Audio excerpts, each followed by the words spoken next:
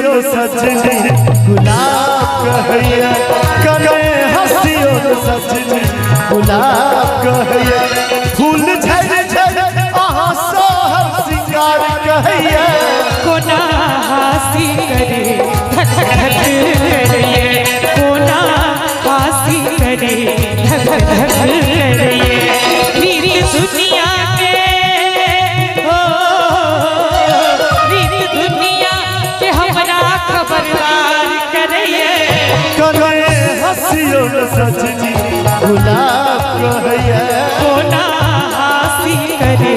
धक धक करिए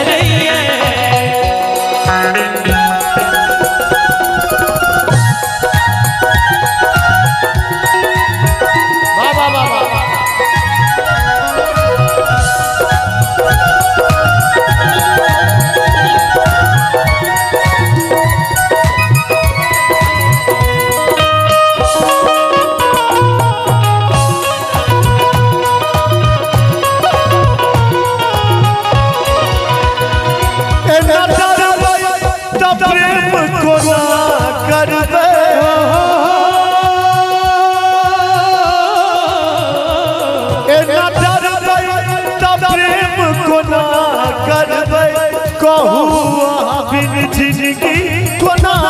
कटबै कहू आबिन जिंदगी कोना कटबै हमरो आबिन जिंदगी अनहार लगइए हमरो आबिन जिंदगी अनहार लगइए रीत दुनिया के हो रीत दुनिया के हमरा खबरदार करिए कने हसियो सजनी गुलाब कहिए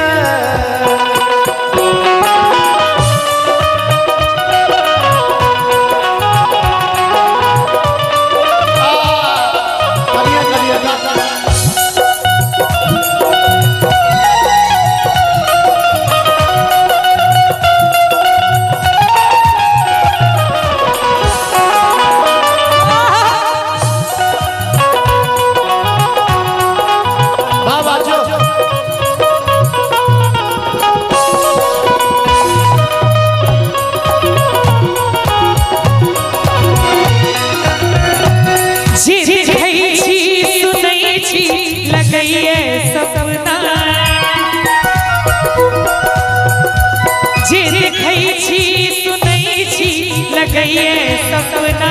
चूड़ी है ताना